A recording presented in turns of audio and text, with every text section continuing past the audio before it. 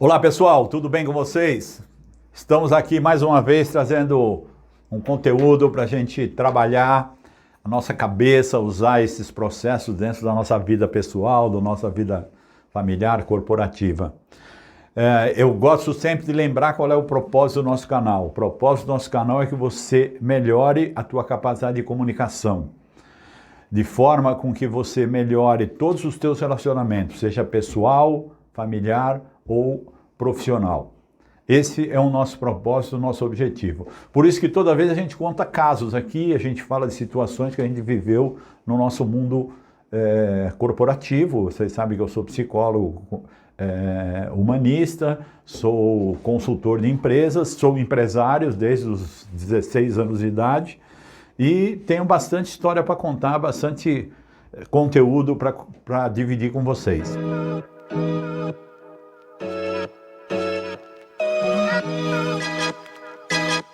E hoje eu queria falar um pouquinho de... Sempre o nosso conteúdo está ligado ao feedback, porque feedback para nós é uma ferramenta, é a única ferramenta possível de ajudar as relações humanas a evoluírem, através do diálogo, através do feedback. E o feedback é a única ferramenta que você pode ajudar as pessoas a melhorar. Se você souber usar o feedback, é lógico, o feedback pode ser uma ferramenta importante que ajude nas tuas relações e você ajuda as pessoas, ou ele pode ser uma ferramenta muito ruim que destrua as tuas relações. Por quê? Porque a grande maioria das pessoas não sabe como usar de forma correta, tá? Então, é importante você na sua comunicação saber usar as ferramentas, a linguagem, a palavra é uma flecha. Uma vez que ela está solta, você não tem mais controle sobre ela. Então, como você usa ela é extremamente importante. Então, ó, no mundo corporativo, e hoje eu quero falar um pouco sobre o mundo corporativo, mas isso, se você pegar o exemplo do mundo corporativo e levar para a tua vida pessoal, para os teus filhos, para a tua esposa, para as tuas relações sociais, elas servem de qualquer jeito, tá bom? Por quê? O que tem de comum o mundo corporativo, a sua vida familiar, a sua vida social, a sua relação com seus filhos? O que tem de comum? Sabe o que tem de comum em todas essas relações? O ser humano. Em todas elas você está se relacionando com o ser humano. E eu te diria que feedback é uma coisa que você dá a qualquer ser, até o ser vivo. Qualquer ser vivo, é uma planta. Para de regrar uma planta. Para de pôr um pouquinho de água nela. Para de vez em quando pegar ela e botar no sol. De vez em quando tirar do excesso de sol. De vez em quando deixar ela tomar uma chuva. O que vai acontecer com a tua planta? Para de pôr comidinha lá no aquário do teu peixinho. Para de trocar o oxigênio da água. O que vai acontecer com o teu peixinho? Então, gente, quando você está lidando com um ser vivo, né? E principalmente com o ser humano, porque o ser humano é o que pensa, é o que age, é o que tem imaginação, diferente do animal irracional, né? Você tem um complicador com o ser humano. Por quê? Porque o ser humano está no mesmo nível que você. Então você precisa saber lidar com isso.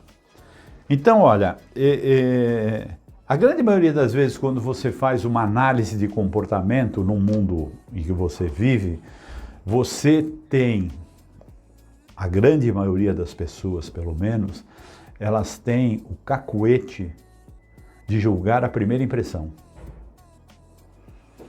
O fato aconteceu, alguém te contou, você absorve aquela versão como verdadeira e toma a tua decisão em cima daquela verdade que você absorveu. Isso é o maior erro que você pode cometer. Quando alguém te traz uma questão, um problema, seja na tua vida pessoal, na tua vida profissional, a pessoa te trouxe uma equação. E você tem que entender essa equação antes de buscar a solução. Porque a maioria de nós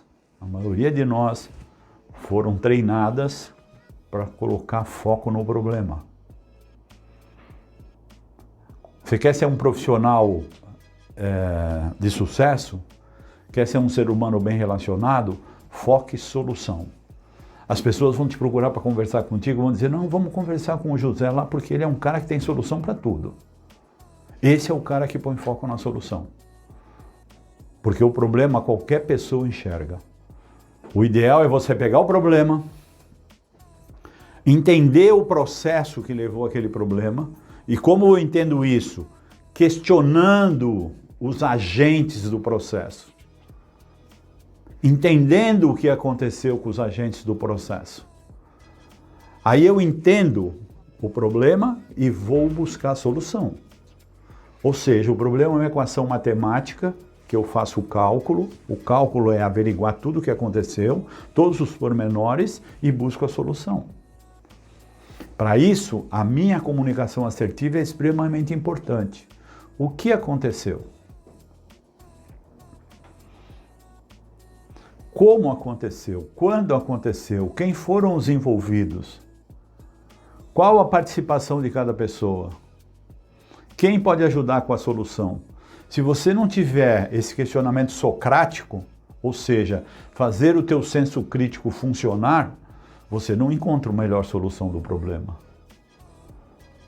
Então, o mundo corporativo, na sua vida pessoal, com o seu filho, seja lá o que for, seu filho brigou na escola, amigo deu um tapa nele e ele veio chorando para casa.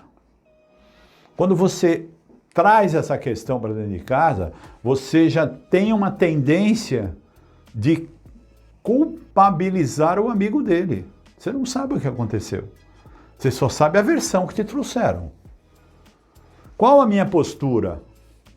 É levantar o que aconteceu. Através de questionamento, de pergunta, de visita à escola, de conversar com a professora, conversar com quem acudiu, com quem viu, com quem presenciou. Aí sim eu formo o meu raciocínio. Eu formo o meu senso de julgamento daquela situação. Eu vou contar para vocês um caso. Eu estava fazendo a gestão de uma empresa e essa empresa trabalhava com outras empresas. Nós tínhamos funcionários em vários pontos de atendimento. Então eu tinha ponto de atendimento que eu tinha uma funcionária, tinha ponto de atendimento que eu tinha duas, tinha ponto de atendimento que eu tinha três, tinha ponto de atendimento que eu tinha 5. E nessa região, que é a nossa região aqui da Baixada Santista, que são 5 cidades na região metropolitana à época, hoje são 9, mas na época eram só 5, nós tínhamos atendimento nessas 5 cidades. Nós tínhamos 128 funcionárias mulheres espalhadas por toda a região. E como nossos funcionários terceirizavam uma coisa crítica, que era a aprovação de crédito, né? Nossa funcionária entrevistava o cliente e aprovava o crédito. Aprovava o crédito, o lojista vendia e a nossa empresa garantia o crédito.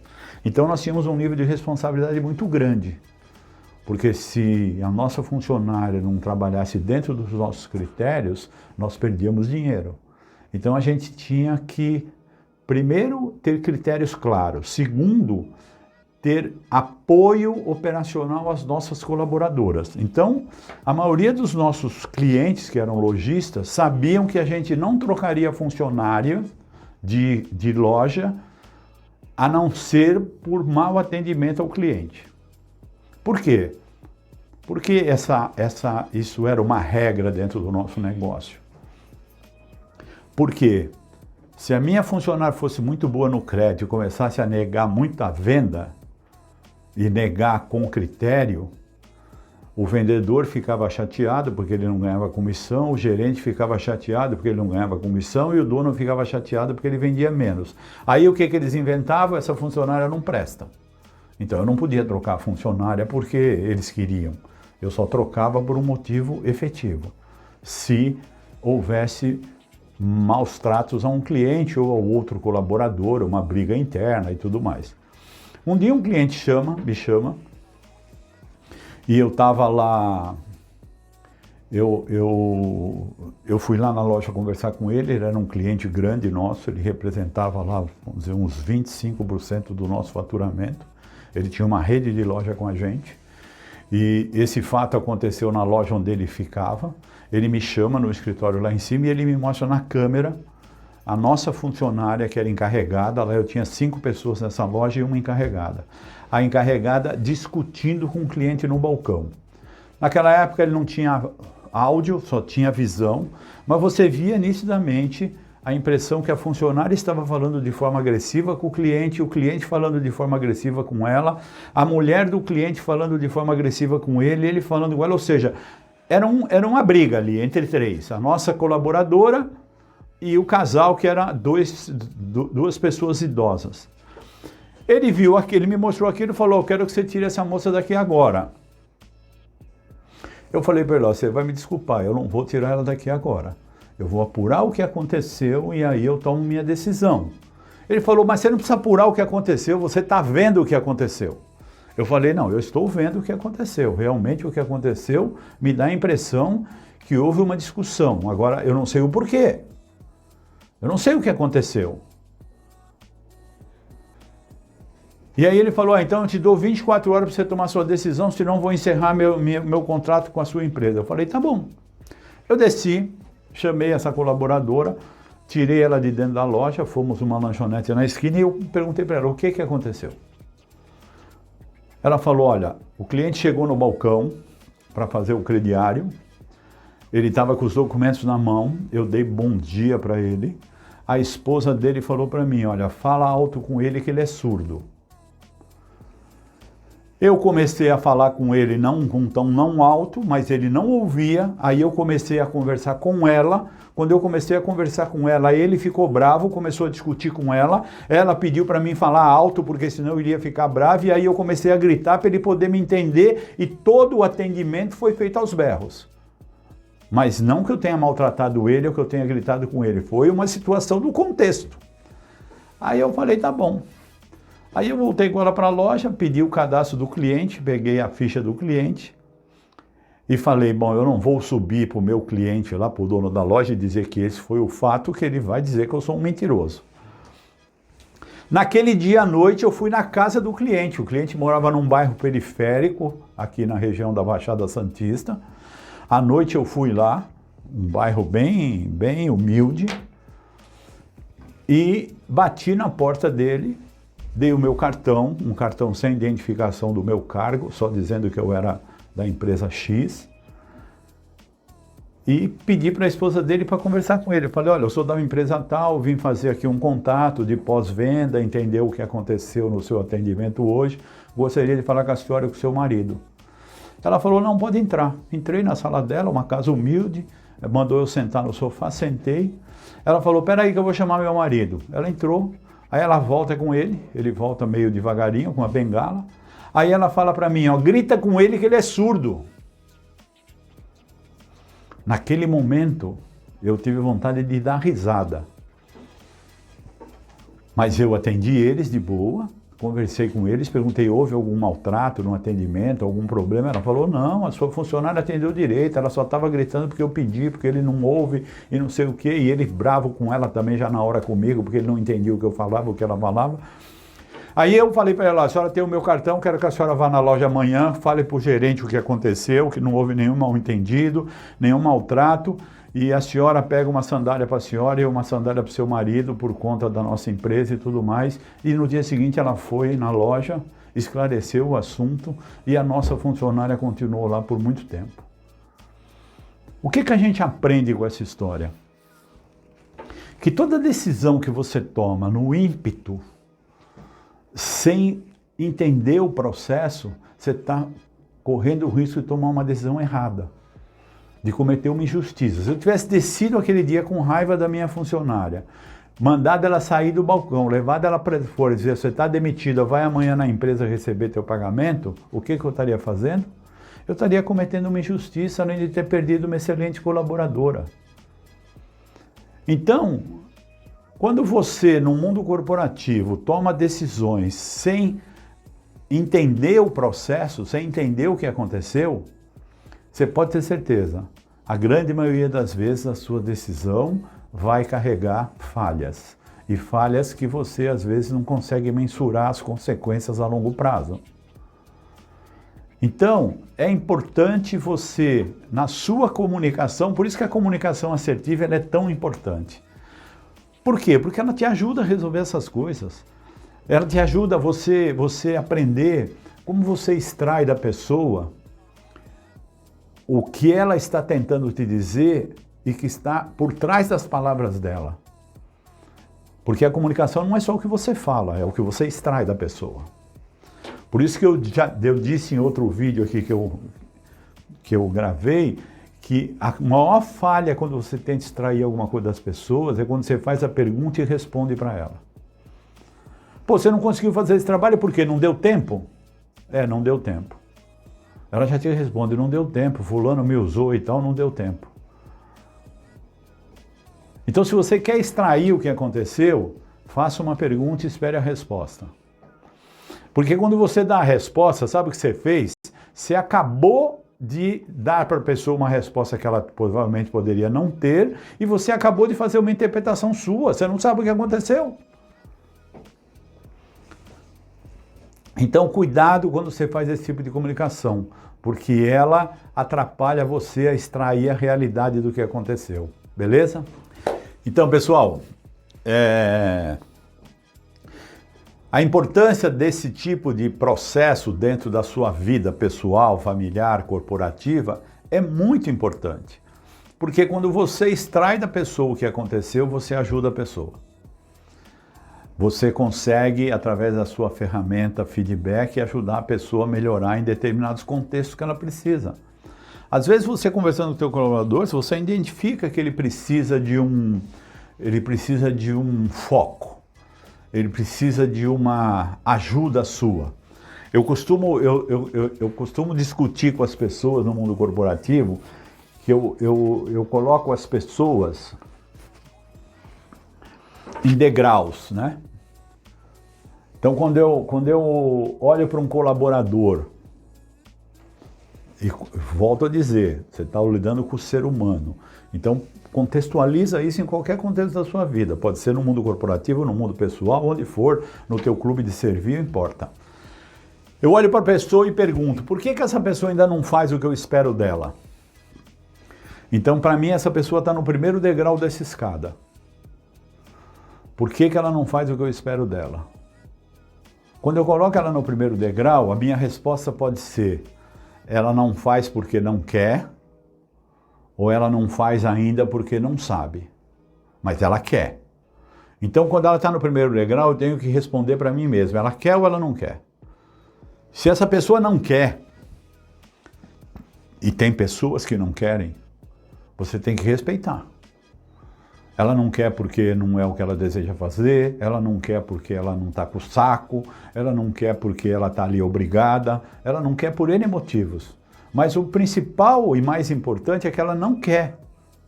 Então, se a pessoa não quer, eu não perco tempo com essa pessoa. Sabe, tem um ditado oriental que diz, quando o discípulo estiver pronto, o mestre vai estar pronto.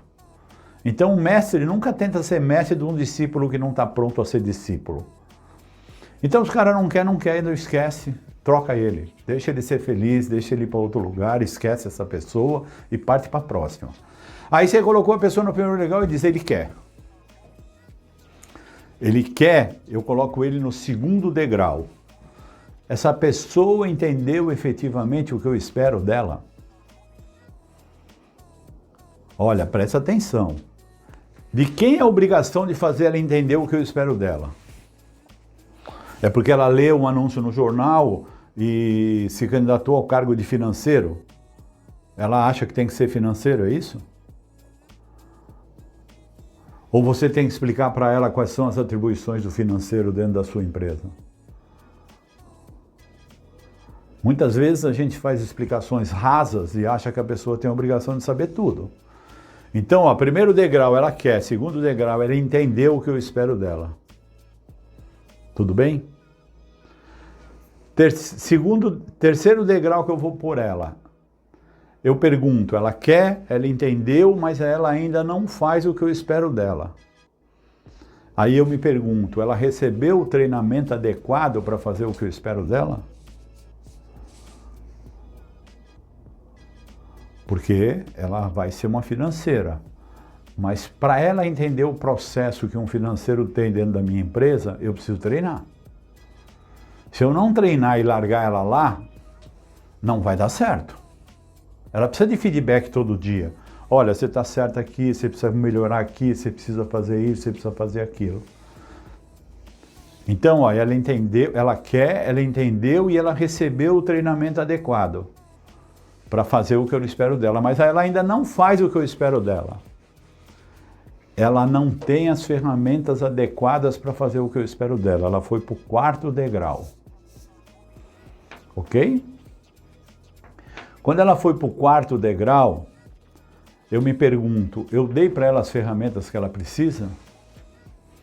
Ó, é incrível, mas o cara é financeiro da tua empresa, mas ele não tem a senha nem para pegar o extrato de manhã cedo. Ele fica esperando você chegar. Ele não precisa saber a senha para fazer um pagamento, mas ele precisa ter a senha para ver os extratos. Para ele chegar de manhã cedo e poder conciliar a conta, se é que você quer que ele concilie. Aí chega 10 horas da manhã, você cobra ele porque ele não terminou a conciliação. Você esquece que você chegou às 9, só liberou o extrato para ele às 9h30. Então, ó, ele quer, ele entendeu, ele foi treinado e ele recebe as ferramentas adequadas. Aí ele começa a fazer o que eu espero dele. Num determinado momento, ele não faz mais o que eu espero dele, depois de anos. E aí, eu talvez tenha que colocar ele no 5º degrau. Ele tem problema pessoal intransponível naquele momento que impede que ele faça o que eu espero dele. O que é problema pessoal intransponível? Uma gravidez, um parente doente internado em estado muito grave, um filho doente, um problema de relacionamento do casal. Tem uma série de problemas pessoais que as pessoas às vezes não sabem lidar. E isso interfere no mundo delas, em todos os contextos da vida delas. Como que eu posso colaborar para que isso se resolva? É ter a percepção que essa pessoa sempre fez o que eu esperava dela e nesse determinado momento tem algo errado. Eu vou lá extrair dela o que está errado. O que eu posso ajudar? Ela precisa de férias, precisa de um descanso, precisa de uma ajuda, precisa de alguma coisa. Porque eu investi tempo nessa pessoa e eu não quero perder essa pessoa.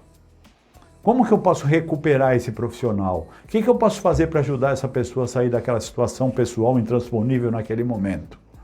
Se eu não tiver essa percepção, eu não tenho condição de ter uma comunicação assertiva com essa pessoa e tentar entender o que aconteceu e tentar ver como eu posso ajudar. Mas o mais importante que você